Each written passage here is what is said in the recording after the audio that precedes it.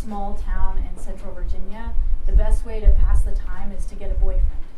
So I got a couple of those, and my favorite one was a sweetie named Alex. He was such a cutie patootie. He had green eyes and long lashes, and he worked at the Panera. And we had tons of adventures together. We would drive down the highway singing the Flaming Lips on the top of our lungs and imagining our futures together as musicians living up north in some cool city. And one day he says, "Hey, my brother is turning 20 and he's having a party at his house. There will be alcohol and college students. And I am 16 at the time and I've never been to a party with alcohol, so I'm very excited. And like a goody two-shoes, the first thing I do is call up my mom and ask her permission to go. And I say, "Mom, there's a party at Alex's. Can I go tonight, please?" And she says, and the way that she could do these power moves over me, she would be like, "Of course you can, hon, as long as I talk to his parents first. Let me get their phone number." And so Alex and I start scheming, but before we can come up with a plan, there's a freak power outage in the city. And since I live close to downtown, the power is totally out in my house. I mean, the street lights are out, none of the signs are working, but Alex lives on the outskirts of the city, so he's totally fine. And as soon as I hang up on my mom, she calls me back and says, "I don't want you out on these streets at night, it's not safe." And so he drives me home, and hours later, I'm lying in bed, sweating buckets because it's July in Virginia and this humidity is 100%, it's so hot, and I'm pissed. I want to go to this party, I want to be in air conditioning, I want to be around cool college students. I don't want to be in this house by myself where my mom is probably asleep. It's 10 p.m., so it's definitely past her bedtime. And I start thinking about all these punk rock songs that I've been listening to for like the last couple months since Alex has been introducing me to new music. I'm like starting to like get those messages seeping into my brain, like Jack White is whispering in my ear, "You want to go outside. You want to go to this party." And I'm like, yeah, I do.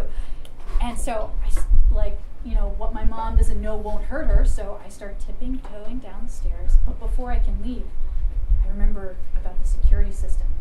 Max, my mom's dog, her 8-pound long-haired dachshund. So I army crawl into her room and I whisper into the darkness, "Max." And I see these two orbs glowing. And I say, "Max, go outside?" And I see him leap off the bed and scamper towards me, his little Tinkerbell collar twinkling as he runs. And I sweep him up into my arms like the Lindbergh baby, and we dash off into the night. I put him in the back seat of my Toyota, and we're driving down the highway, and it's about a 20-minute drive to his house, so it gives me a lot of time to think. And I start fantasizing about what's going to happen when I get to this party. This is the first time we're going to be alone together in his house without adult supervision. We could do some things, some fun things, some rebellious things. So finally we get to the house, and as promised, I let Max go outside, and he scampers around and has some fun, and then I put him back in the car, and I'm so proud that I burst through the door, and I put my hands on my hips, and I say, "Where's Alex?" And his brother points to his bedroom door, and he says, "Oh, he's in there." And I glide up to the door, and I confidently knock, and I hear a beckoning call, and I open the door, and I see him on his bed, and he sees me, and his face lights up immediately, and he stands up and says, "I'm so glad you're here." And as if a gust of wind had blown in, he immediately falls backward and passes out because he's had way too much to drink. And I have not taken alcohol.edu, so I call his brother into the room who has taken alcohol.edu, and he takes one look at him and he's like, "Yeah, he's out for the night."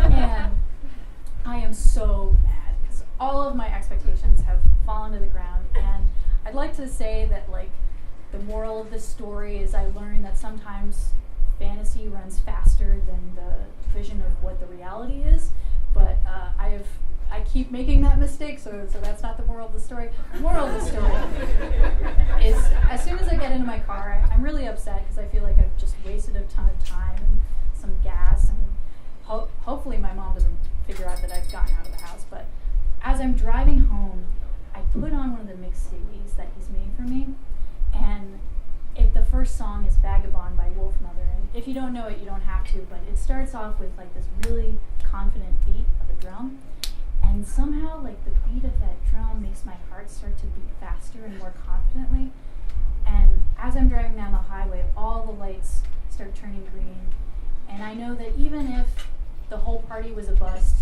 and the night was not what I thought it would turn out to be, at least I've got my music that I love, my dog in the back seat, and a sense of adventure. And that's all I got. That was great.